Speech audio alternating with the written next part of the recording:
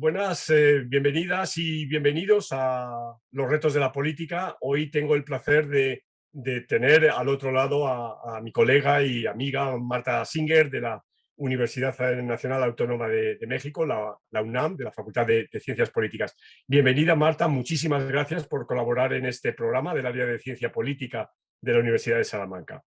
Al contrario, muchísimas gracias. Un honor y un gusto muy grande poder estar con ustedes y compartir ideas. Muy bien. Bueno, la pregunta es, ya la conoces. ¿Cuáles son, en tu opinión, los retos de la política hoy? Bueno, estuve pensando mucho esta terrible pregunta y para no sentirme en el banquillo de los acusados, lo primero que me vino a la mente fue pensar que el principal reto que tenemos es entender la política.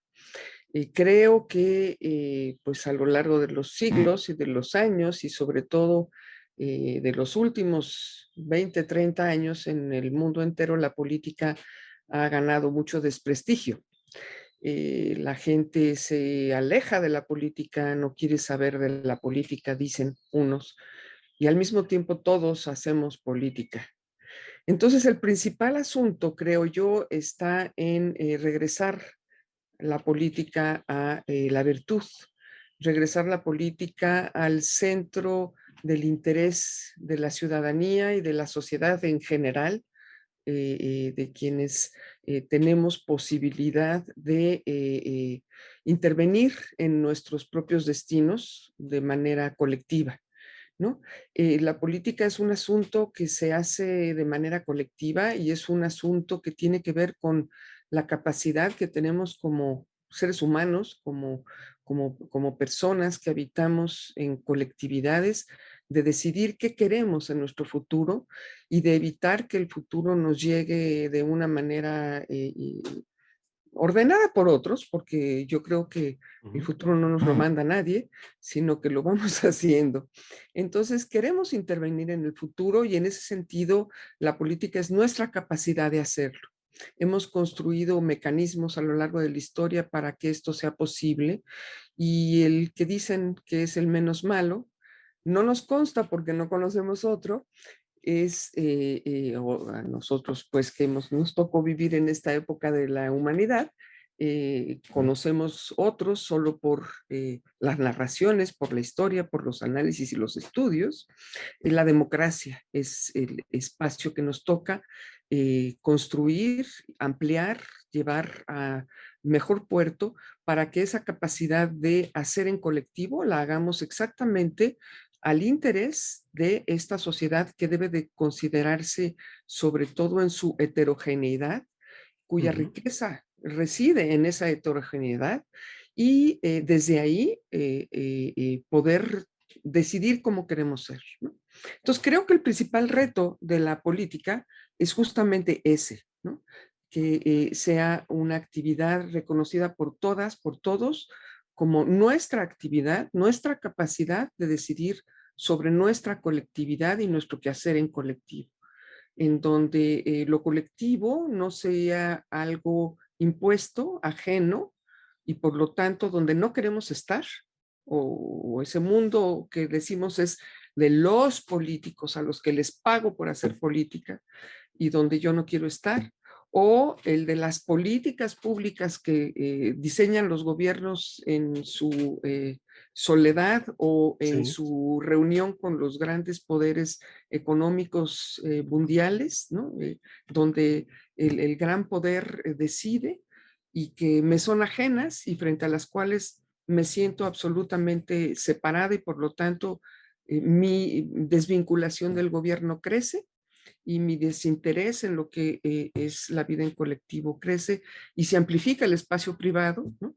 Que es imposible de mantener aislado de lo público. Es correcto. Y Entonces, sí, sí, perdona, Marta, no, no, sigue, sigue, sigue, no, no no, te no, quiero dime, cortar. dime, dime, No, lo que dime, te iba a dime. lo que te iba a decir es, en esta brecha que estás planteando y que compro totalmente, ah, ¿cuáles son las principales dificultades que se dan para superarla o para aproximar ambos costados? Yo creo que una de los grandes problemas que tenemos es el de la organización de esa vida política colectiva, Sí, que inevitablemente pasa por los partidos políticos, sí, que son los encargados de, digamos que el primer piso, ¿no? De la construcción democrática, que es el decidir quiénes van a fungir como representantes iniciales para recibir pues estas señales de la sociedad y traducirlas en decisiones. sí, Uno de los grandes retos es la construcción de la organización, ¿no? Que llamemos partido o como quiera que sea, también la palabra partido nos lleva a entender estas organizaciones caducas, corruptas, ajenas, ¿no? A la colectividad. Eh, Necesitamos organización, pero también necesitamos canales informales que permitan vincular las voces de la diversidad con ujú, las voces institucionales. Es decir, nuestros espacios de representación política, creo yo, están muy anquilosados. sí, Nuestros espacios de la vida parlamentaria han sido totalmente confinados o confiscados el debate colectivo, ¿no? Necesitamos tener espacios de debate público en donde no solamente tengamos el ejercicio de la libertad de decir, sino tengamos la posibilidad de ser escuchados y de que sí. nuestras voces se traduzcan en decisiones, ¿no? Es curioso porque las candidaturas de los partidos suelen ser, pero absolutamente ajenas a la gente, ¿no? Acá en México lo acabamos de vivir en el proceso electoral, donde cientos de candidatos, pues ni quien sepa quiénes son, ¿no? Y sin embargo, la gente no quiere saber de los partidos, desconoce a los candidatos y sin embargo una enorme participación electoral.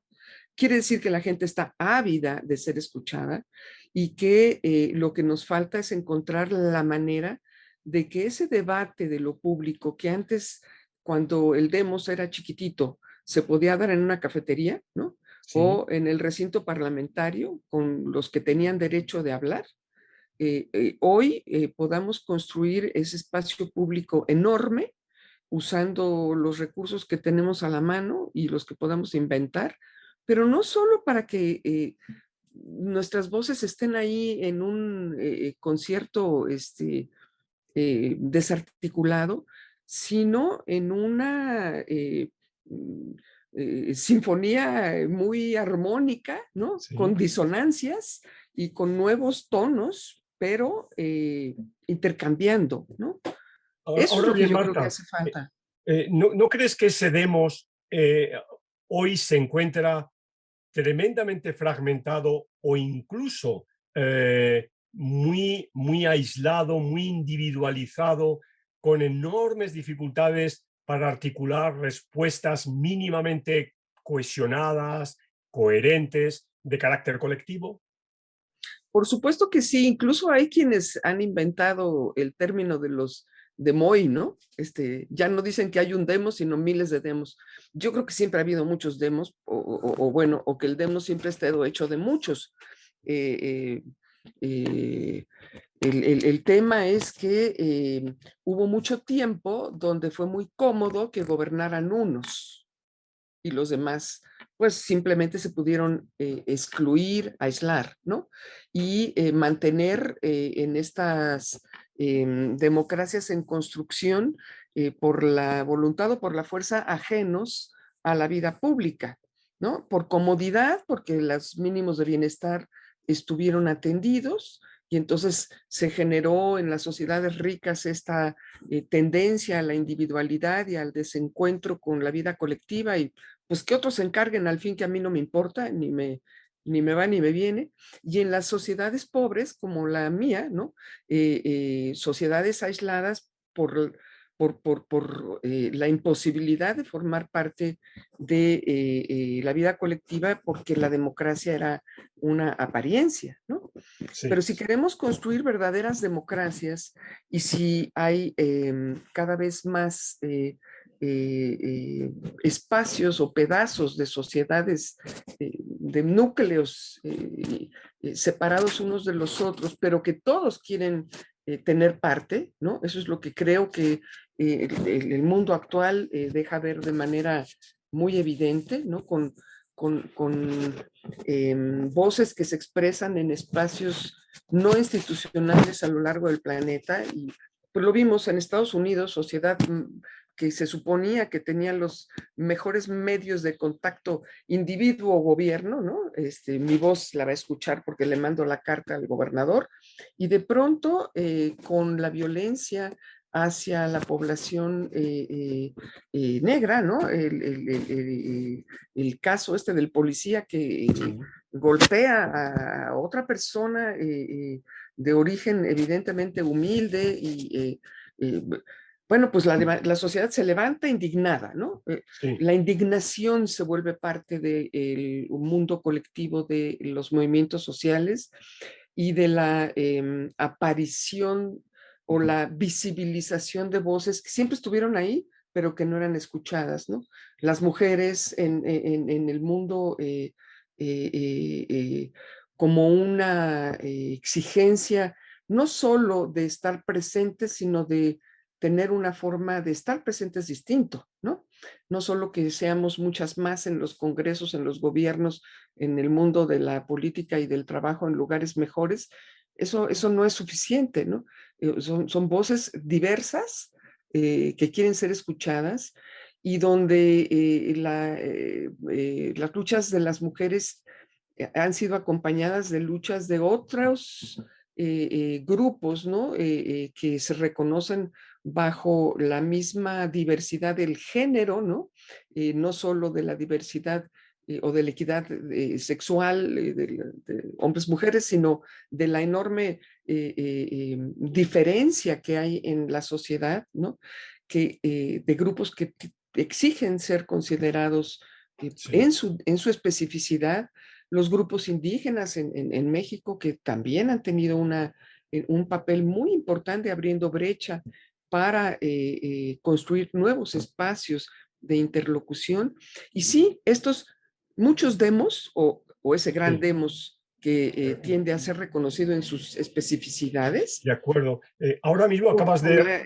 la necesidad de reconocer derechos, ¿no? Sí, ahora mismo, y a propósito de reconocimiento de derechos, te has referido a un tema fundamental, ¿no? En la política, en la sociedad mexicana, como es la cuestión y el tema indígena, ¿no? Y antes te referiste a las elecciones legislativas, pero también de gobernadores, de alcaldías y demás, del pasado día 6 de junio. Entonces, ahora ya en esta recta última, ¿cuáles son los retos de la política en México hoy? Con este nuevo Congreso, con estos nuevos gobernadores, con un segundo periodo, vamos, no segundo periodo, con una segunda mitad del periodo presidencial, ¿cuáles son los retos que tiene la política hoy en México?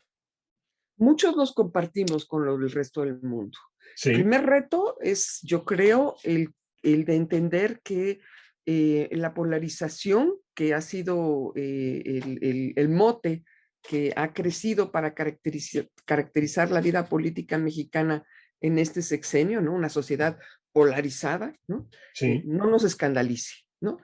Polarización quiere decir simplemente diversidad de opiniones, divergencias, y quiere decir una sociedad muy interesada en participar en la política.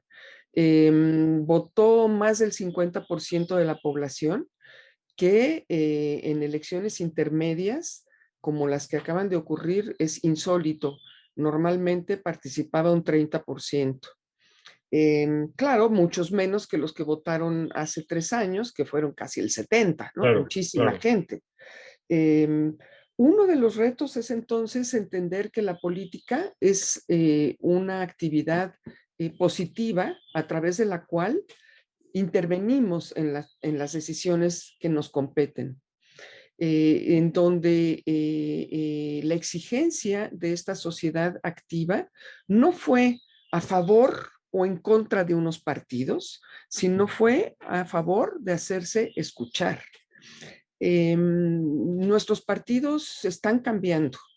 En el 2018 tuvimos un ejercicio que hizo a un lado a los tres grandes partidos que habían ocupado la escena política en los últimos años, muchos años. Teníamos un sistema, decían, tripartidista, muy raro, ¿no? El PRI viejísimo, el PAN también muy viejo, el Partido Revolucionario Institucional, el Partido Acción Nacional y el Partido de la Revolución Democrática, los dos primeros que habían conquistado la presidencia y el tercero que se alió con estos otros dos, haciendo pues imposible distinguir la derecha de la izquierda, el pasado del futuro, y la aparición del Movimiento Regeneración Nacional con el enorme peso del liderazgo de López Obrador, ¿no?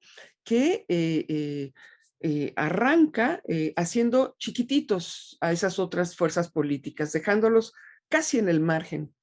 Entonces, en estas elecciones, en este proceso electoral, más que la gente hubiera votado por un partido o la coalición que hicieron PRI, PAN y PRD para oponerse a López Obrador, más que oponerse a López Obrador o formar un nuevo partido, lo que hay, yo creo, es una sociedad que exige que el poder no se concentre, que exige que las voces distintas sean tomadas en cuenta y que no se gobierne solo por una mayoría, ¿no? Una mayoría de representantes electos que representan en el mejor de los casos la decisión de quienes los llevaron a obtener las candidaturas, porque pues no tenemos otros por quien votar que no sean esos, porque la vía de los candidatos independientes en México es imposible de transitar, así lo han demostrado quienes han incursionado por esa Sí, ruta, sí, y por otro lado, quienes, una sociedad que sabe que absteniéndose no está colaborando en el quehacer colectivo. Entonces la gente votó, la gente se presentó a las urnas y exige ser tomada en cuenta, exige que la política no sea solo de quienes cobran por hacerlo, exige que las voces que se expresan a través de movimientos sociales sean consideradas por quienes toman las decisiones y que exige que los espacios de participación se abran. Creo yo que más allá de la enorme coincidencia de la lucha por evitar o erradicar la corrupción y por devolver al pueblo lo robado, como tenemos incluso una oficina pública que se encarga de hacerlo, lo que la sociedad mexicana quiere es